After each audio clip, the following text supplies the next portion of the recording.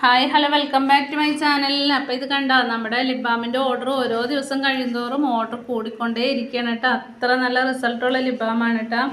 അപ്പോൾ ആർക്കെങ്കിലും ഈ ഒരു ലിപ് ബാം ആവശ്യമുണ്ടെങ്കിൽ എത്രയും പെട്ടെന്ന് തന്നെ ഒന്ന് കോൺടാക്ട് ചെയ്തോളൂ കേട്ടോ. അത്രക്ക് റിസൾട്ടാണ്.